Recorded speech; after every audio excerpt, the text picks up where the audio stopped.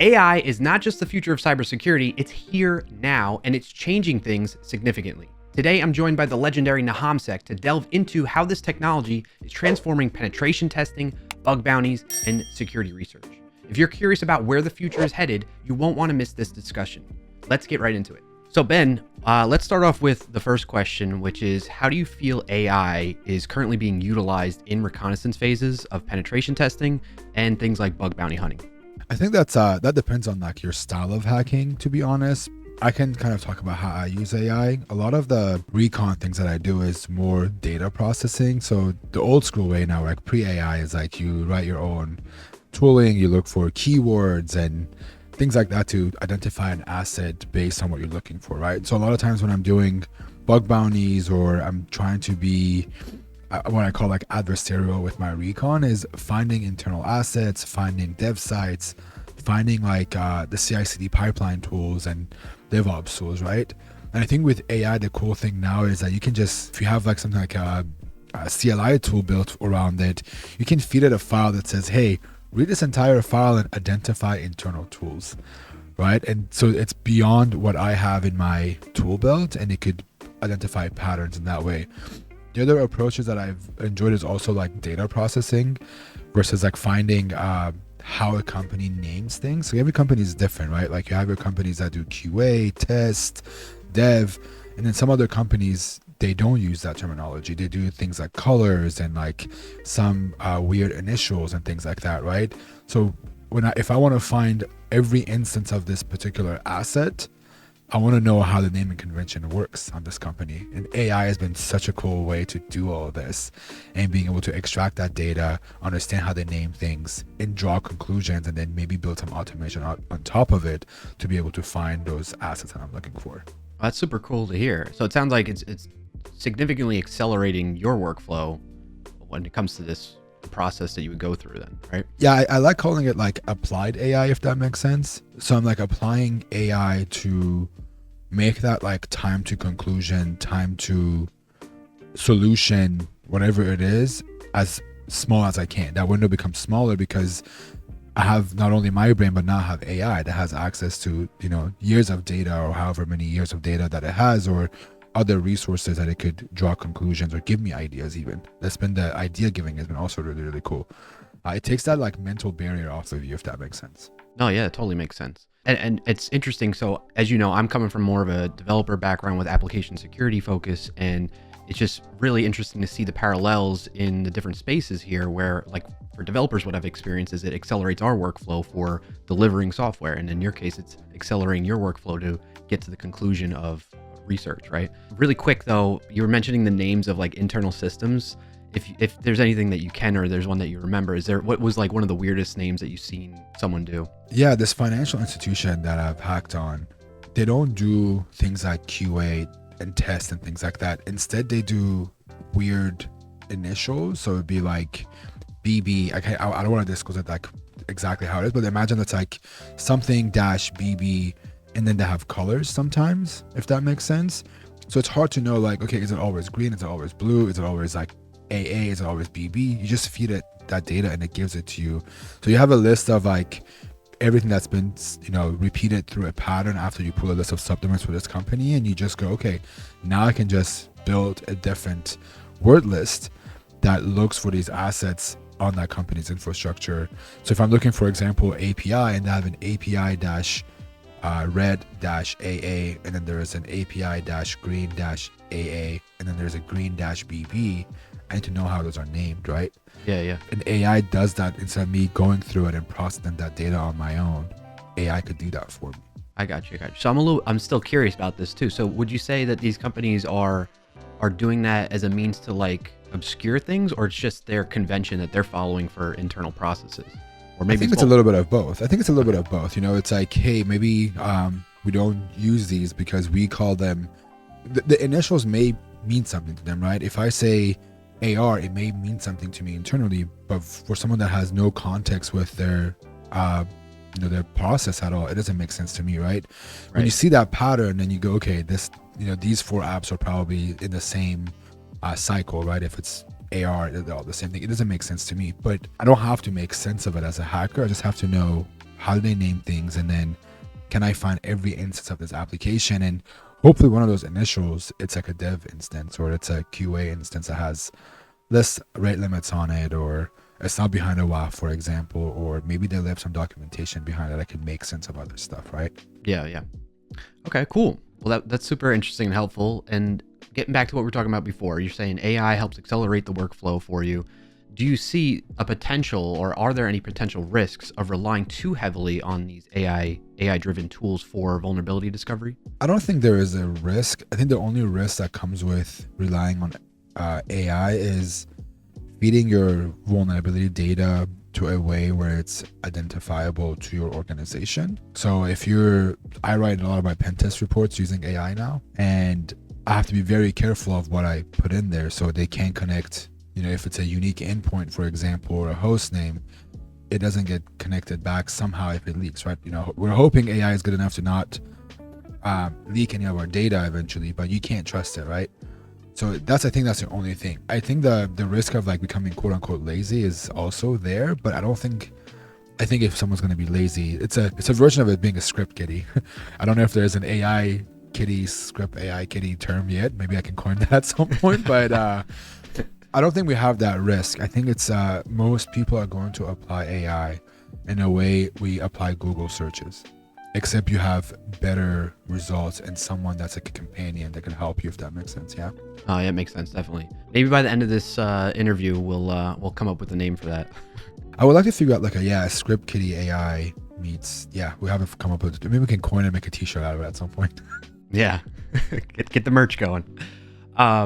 So speaking of, again, drawing parallels from my background, I'm so glad, and thank you for taking the time to do this, because this is helpful for me from somebody with my background and seeing more of these parallels that as I've been diving deeper into AI for development purposes. We're seeing the same thing in the sense of there's people that are calling out potential risk of laziness for newer developers to not be able to learn and really understand the code that they're writing and just using AI generated code and things like that.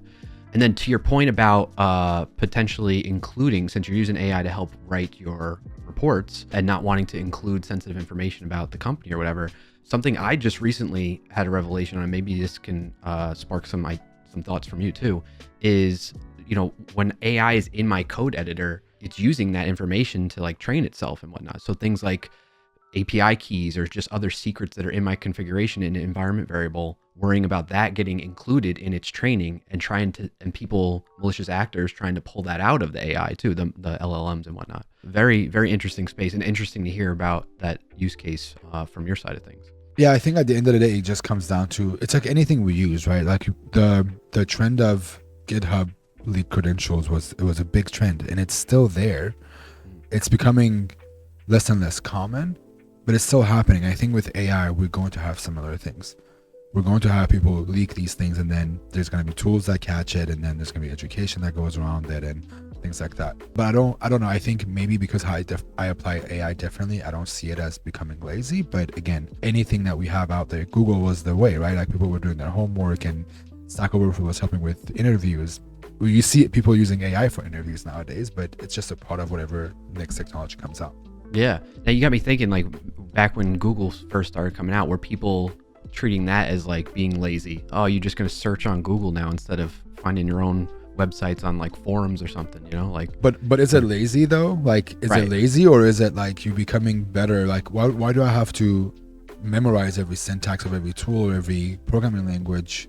Because it's not realistic, right? I'm sure as a developer, you sometimes look up a lot of things, whether it's because you can't remember it or because the syntax is different based on each different language and things like that. But is that lazy, or is that us making more room in our brains for other stuff, right? As we evolve as humans and technology evolves and things like that. Yeah, for sure. No, I'm with you on that. I don't know. I don't think I would say it's lazy, but I think there's folks that could maybe make an argument around that too. Yeah. All right, moving on. So talking about malicious actors now, how do you foresee AI being used by malicious actors to maybe automate and scale up their attack capabilities with these latest trends? I don't know if we have the malicious actors that are your super good adversaries, right? People that they're doing this for a living. Your APT groups. I'm not gonna drop any names. You have your groups, right? They're they're probably, I wouldn't worry about it as far as AI comes, because they're always ahead of the game. They're doing, because they're getting creative and things like that. I think my only concern with AI is, and it goes back to the funny like scriptity thing, is it's going to become a thing where it is going to become easier to create, learn, or deploy exploits and things like that, right? Like the thing we have right now is like the joke is like any 14-year-old can run, SQL map or whatever tool, hacking tool, and get a vulnerability. That was like the running joke of like, oh yeah, you become a script kiddie because anyone could run that code. And I think with AI we have that risk of, we can ask AI, how do I write this piece of code that does X, Y, and Z, and you bypass the limitations by making it relatable to what you want to achieve, if that makes sense. So I don't have to ask it like, hey, how do I write this exploit? But instead I can say, hey, I want to achieve this task that does X, Y, and Z in a network for my own personal network, but in fact it's for malicious ways of doing things, right? I think that is the biggest concern. But then again, it goes back to like, you still have Google, you have your GitHub and things that people could open source tools on. I think that's the one concern that I have. And then the second thing is what you mentioned, of people leaking things in there and adversaries being able to go in there and look for it. Those are two different things. I think there's the human error aspect of it, of like, hey, we're going to make mistakes and put things in there. And then B is like, it's just going to make things more accessible. And that's been an ongoing issue regardless of what we use, whether it's Google, whether it's AI, whether it's the next thing. Yeah, no, it makes a lot of sense. Speaking of these like exploits and the vulnerabilities, I know you kind of touched upon this a little bit based on you mentioning earlier how you use AI, but do you feel that there are certain types of vulnerabilities and exploits that AI is like particularly good at discovering compared to like what human researchers would be doing? I think, at least for me, with what I've used with AI with bug bounties, it's been very good at suggesting things to do. So I will paste it and say, hey, I'm looking at this, give me ideas, for example. That's been one. Mm-hmm. And then second one is, I have actually a really good example of it is, last month I was hacking on this financial website, and I find this endpoint that gives you, if you do like /API call, whatever, /username, it gives you the entire object, which is your social security number, ID card number, phone number, email, full name, everything, right? Mm-hmm. And the problem that I was having with it was I couldn't figure out how these usernames are created. Then I realized, because in the beginning it was like first initial, last name, and a number, right? And I was like, okay, well, how do I figure this out? And then I realized, okay, this is for a specific country. So let's say I'm looking at a French company. With AI, I was like, hey, give me the top 10 last names in France. Just give me a list of all those, the time you have to do the work. And then all I had to do was start with a last name. So let's say, I'm going to say Smith is the first last name I'm going for. A Smith 0, A Smith 01, 02, all the way to 99, and then B Smith, all the way to 99, C Smith. You do all of those, and then you go to the next one. Jones, A Jones 0. So that was like a really good way for me to get data. And when I was doing it manually, I had no luck until I realized, oh my God, this is like a country specific, and I don't know this country's last names. And the AI, the list that I got from the AI that I was using, I think I just popped into ChatGPT. The 10 that I use, I got on the fourth one, and I already had like thousands of records available to me. Oh wow! Right. So it's really good at suggesting things that you may not be able to process fast enough. Some people are very sharp. They go, oh, I can see the pattern, it's done. But sometimes you get tunnel vision on things, right? And you don't see that. And that was one of a very good use case. I think the suggestion meets data processing is a very cool way of like doing hacking, especially at least for bug bounty hunting for me, when it comes down to AI. Yeah, that's awesome to hear. So the first one, it sounds like almost like for us as developers, we pair program, right? And having somebody to talk it out with helps get those ideas out and solve the issues faster, get to a solution faster. And so it sounds like that helps in that way with AI from a security research standpoint. And then on top of that, your other point of what I'm getting there is you as the human are still coming up with the creative solutions, but then instead of manually having to try out that solution, you're using AI to accelerate that, right? Yeah, absolutely. Yeah, it's just the acceleration part is huge. And B is, it's exactly what you were saying. So with like hacking, when you're collaborating with someone, you have two brains are better than one, right? In this case, when I'm doing solo hacking or I'm maybe doing a pen test, I have nowhere to work with, I'm doing something just by myself. Just having that, I just pop into my terminal, I go LLM, and then I ask it the question. and it just gives me a list of opportunities. That's been very, very cool to use. That's awesome to hear. Yeah. Okay, so talking about using AI, it's accelerating work for you and other researchers that are using it. With that in mind, like for folks that are looking to get a job into pen testing and being a bug bounty hunter, how do you foresee AI impacting the job market for that? I still think we're going to need humans we need to train it on data. Hopefully we don't get to a place where it gets overly trained and better than us in the next 10, 15, 20 years until I can at least retire. But do you think that might happen? Do you think there's a possibility of that happening? I would want to say it is a possibility, because everything that I learn as a hacker, I am learning based on somebody else's research, right? So if you even look at some of the top research that are being done at these big conferences like Black Hat or DEF CON, it's always some random weird research that was done in the 90s that somebody picked up, read up, and it was like, oh, I want to add this twist to it. I think we're going to have that balance of like AI is going to become good enough to be able to suggest some of these. But at the end of it, I think we're also going to need humans to train, validate, and also take it a step further. I think at a level, maybe we can, replace some of our scanners. I think a lot of scanners are already building AI tooling inside of it. I think we can replace a lot of these things where I think the biggest problem with scanners right now is context. Like, you need to know the context of this application to do some stuff, to know what the threat model is, what's important to them, and things like that. And I think with AI, with a good trained model of AI, maybe at some point we won't need that anymore. Hopefully not in the next couple of years, but I think it's going to come down to where we have enough data and we know how to train these models better, that the context gets fed to it properly, the scans are being done properly, the validation is being done properly. It's a scanner meets, I think, AI will be very, very cool. Okay. In terms of the impact on the job market, getting back to the original of the question, you feel like it'll have some impact, but maybe not a huge impact, at least not right now. At least not right now, and I think not for a lot of jobs just yet. I think the thing that would be more impactful to see, like, from a pen test perspective, I think some of the things could be done with AI, but you need somebody to write that tool, right? Yeah. We still need people to write wrappers around these LLMs and wrap around these tools that are AI powered or AI generated. I don't think we're there yet, and I want to see both. I hope it doesn't, because I think we don't want us to be replaced with AI and robots, right? But also it is cool. It's very intriguing to know, oh my god, like if we can do these things with AI or with some intelligence that it's artificial and it's not ours. On that similar note there, do you feel like if there is a new or entry level researcher that's coming into the market now and they're not leveraging AI, do you think that they're at a disadvantage then? Or yeah, I was one of the people that was a bit resistant to adapting and like using AI, and since I've done it, it just made a lot of my life easier. It makes a lot of things move faster. It doesn't even have to be with like technical stuff, right? I want to hack on this website that requires me to write a paragraph or two for every single page. You can have AI do it. So I think it's just, if you're not using AI to advantage, you're just going to be a lot slower than most people. And you don't have to use it for technical things. It could be to teach you things. It could be to give you ideas. It could give you resources. It could give you roadmaps.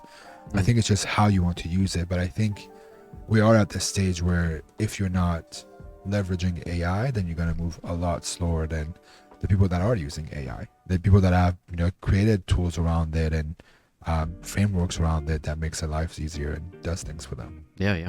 I feel the same way for developers too. We got to be leveraging it, and it's accelerating our workflows. If you're not using it, you're going to kind of fall behind a little bit. All right, moving on. So with this in mind, talking about the future of AI, LLMs, and its impacting on these industries, is there any particular AI technology or techniques that you're finding to be, you found to be most promising or concerning for like the future of the industry, recon and bug bounties? Not a whole lot. I don't think anything I'm using is per se a technique.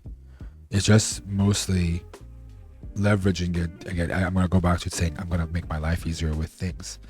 A lot of it is relying on the data that it has already to give me, hoping that there's a shot in the dark where I could get the one thing that the needle in the haystack that I'm looking for. A lot of it is there's nothing. I'm not using any proprietary technique. It's just saying, hey, can you make sense of this? Here's a feeding into it and creating extensions of word lists or ideas that I'm doing.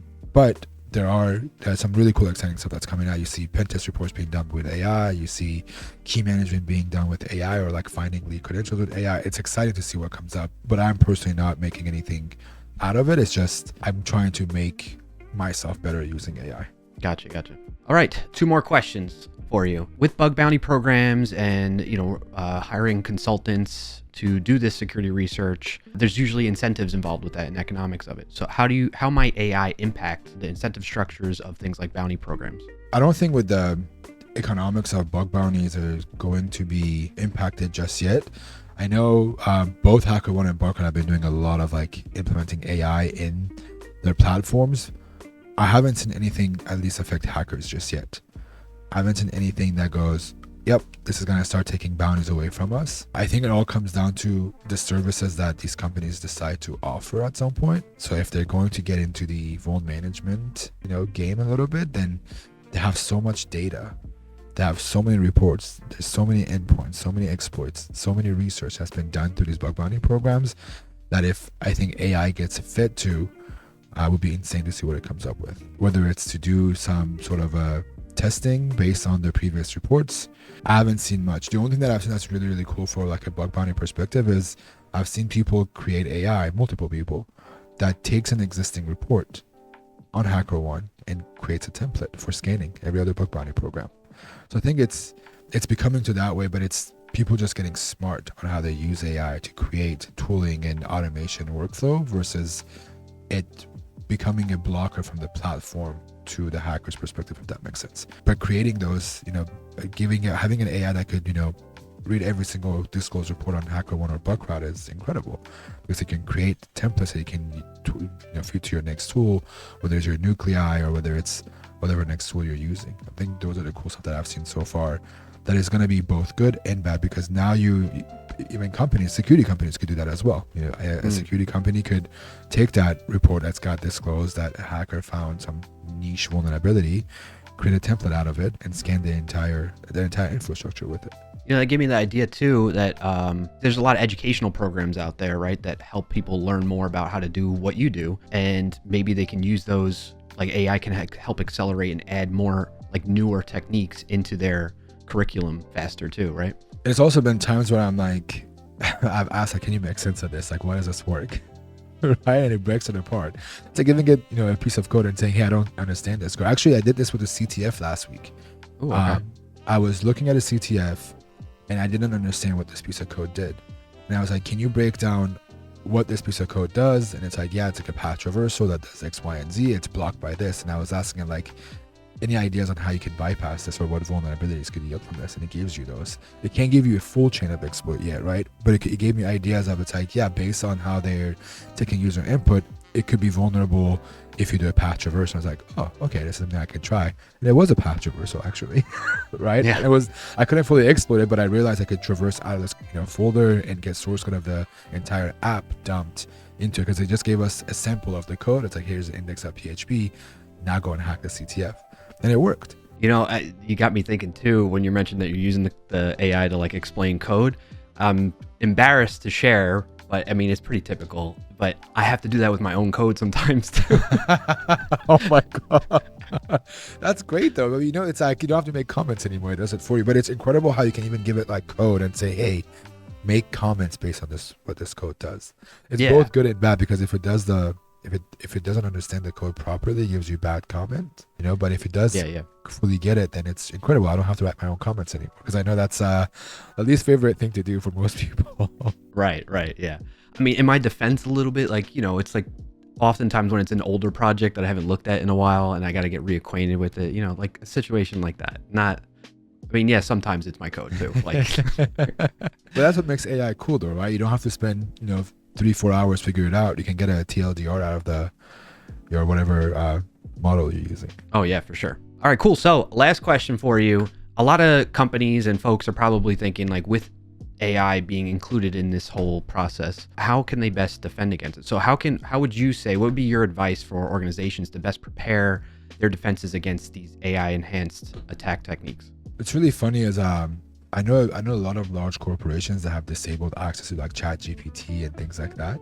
Mm-hmm. I don't think that's the right way to do it. I think there needs to be if you're going to block your employees access to these models, is to have your own internal model that says, hey, go to this and use this instead. Right. That's one. And then the second one is, I think we need to have, I hope people don't hate me for saying this, but you know how we have these like phishing trainings and things like that? I think there needs to be an added AI module to this that tells you like, hey, you know how it says, shows you a link, it goes, is this link safe? Same thing. Is it safe to copy paste this paragraph? Is it safe to put this into AI? I think we need to educate people, from technical people all the way to people that are not technical. I think that's something that we need to start doing as a whole, because whether you like it or not, everyone's going to be using AI. I know people from marketing folks, so you just admit as a developer that use it. I'm a offensive bug bounty hunter pen tester person that uses it. I think we need to have that educational piece instead of blocking people from using it, because when you block people to use it, they're gonna find a way. They're gonna do it on their personal computer. They're gonna transfer that file that's confidential into an email, and then all this thing happen, right? So I think it's a combination of either enabling him by giving him an internal tooling or a model that you have trained and you're allowed to use, and B, doing some educational stuff and training around it, baking into your yearly tools and training to enable them to be able to use these things safely. Yeah, makes a lot of sense. Well, all right, that does it. That's the last question we had for this. I just want to thank you so much, Ben, for taking the time to hang out and chat a bit about this. It's been super insightful and like very informative for me personally, and I know it'll be the same for folks watching this. Yeah, thank you so much for having me. All right, that does it for this video. Thanks again to Ben NahamSec for joining us and giving us all this great insight into the industry trends with AI. If you got value out of it, be sure to like it down below and share it with somebody who could put it to use. And if you made it this far, subscribe to the channel so you don't miss out on upcoming videos. Thanks for watching, and happy, safe coding, everyone.